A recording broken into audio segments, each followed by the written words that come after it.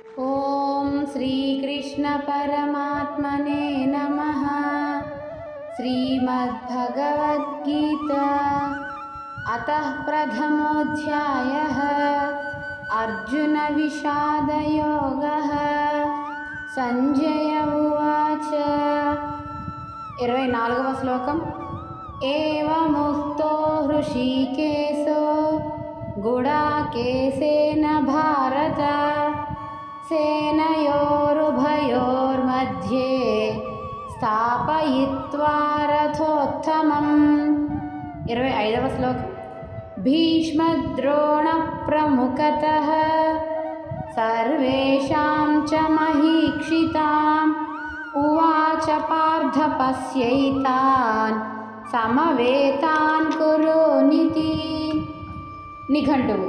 భారత, ఓ ధృతరాష్ట్ర, గుడాకేశైన అర్జునుని చేత ఏవం ఈ విధముగా ఉక్తః చెప్పబడిన హృషీకేశ శ్రీకృష్ణుడు ఉభయోః ఉభయపక్షముల వారి సేనయోః సేనల యొక్క మధ్య భీష్మ ద్రోణ ప్రముఖతః చ భీష్మ ద్రోణాదుల సమక్షమున మరియు సర్వేషాం సమస్త మహీక్షితాం రాజుల ఎదుట రథోత్తమం ఉత్తమమైన రథమును స్థాపయిత్వా నిలిపి ఇతి ఉవాచ ఈ విధముగా పలికెను. పార్థ, ఓ అర్జున, సమవేతాన్ యుద్ధమునకై చేరి ఉన్న ఏతాన్ ఈ కురూన్ కౌరవులను పశ్య చూడుము. ఇక్కడ ధృతరాష్ట్రుల వారితో సంజయుల వారు ఇలా పలుకుతున్నారట. ఓ ధృతరాష్ట్ర, అర్జునుని కోరిక మేరకు శ్రీకృష్ణ పరమాత్మల వారు ఆ దివ్యరథమును భీష్మ ద్రోణులకును ఆ పక్షమునందలి మహారాజులందరికీ ఎదురుగా ఉభయ సేనల మధ్య నిలిపారు. పిదప అతడు అర్జునునితో, పార్థ, ఇక్కడ సమావేశమైన ఈ కౌరవీరులందరినీ పరికింపి చూచి అని అర్జునుల వారితో చెప్పిన విషయం ధృతరాష్ట్రుల వారికి తెలియచేయడం జరిగింది. అర్జునుని అభిమతాన్ని అనుసరించి హృషీకేశుడు ఆ రథాన్ని ముందుకు నడిపించారట. ఉభయ సేనల మధ్య పయనిస్తోంది. భీష్మ ద్రోణాదులు మరియు ఇతర రాజులు కూడి ఉన్న సమీప ప్రదేశానికి చేరింది. రథం ఆగింది. శ్రీకృష్ణ పరమాత్ముల వారు పార్థునితో ఇలా అన్నారట. కుంతీనందన, అరుగో, యుద్ధానికి సంసిద్ధంగా ఉన్న వైరి వీరులను చూడుము. వారితోనే నీవు యుద్ధం చేయవలసి ఉన్నది. అయితే యుద్ధం అయిన వారి తోటి బంధుజనులతోనే వస్తుంది. వీరంతా ఎవరో కాదు, కురువంశానికి సంబంధించిన వారే. అర్జునుడు కూడా కురువంశ వృక్షంలో ఆవిర్భవించిన శాఖయే. ఆ సంగతిని కూడా గుర్తు చేశారు మరి మన మురారి కిరీటికి. ఈ రథసారథి ఇతర సారథుల వంటి వాడు కాదు. హృషీకేశుడు అనగా ఇంద్రియములకు అధిపతి. ఇంద్రియములకు ప్రభువు అంటే ఇంద్రియములను జయించినవాడు. ఇంద్రియాలు గుర్రాల వంటివైతే ఇంద్రియాలకు ప్రభువుకు మనస్సు అనే పగ్గాలను తన చేతిలోకి ధరించినవాడు. ఇంద్రియాలను నియమించగలిగినవాడు ధీరుడు, ధీమంతుడు.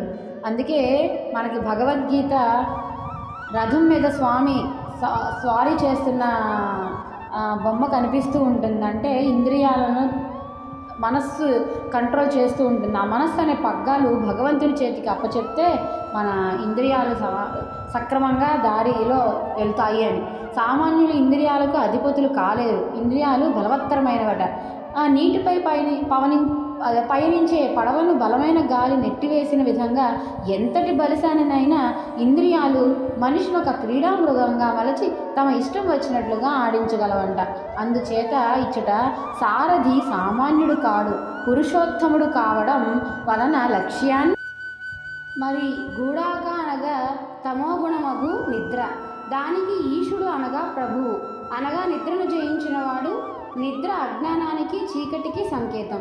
కానీ ఇచ్చట అర్జునుడు తమో రజోగుణాలను జయించిన సాత్వికుడు అనగా ధర్మ ప్రవృత్తి ఎందు ఆసక్తి కలిగినవాడు అని. సరళ స్వభావం కలిగిన వీరిద్దరూ అధివసించిన రథం ఉత్తమమైనది. అందుకే దానిని రథోత్తమం అని అన్నారు. రథం అనగా శరీరం. అన్ని శరీరాల్లోనూ మానవ శరీరం ఉత్తమమైనది. విద్య, ప్రజ్ఞలతో కూడిన శరీరం ఇంకా ఉత్తమమైనది. శరీర మాధ్యం కలుధర్మ సాధనం. ధర్మ సాధనకు ఈ శరీరం ఒక సాధనం. ఆ రథానికి పూనిన గుర్రాలు కూడా ధవళస్వాలంట.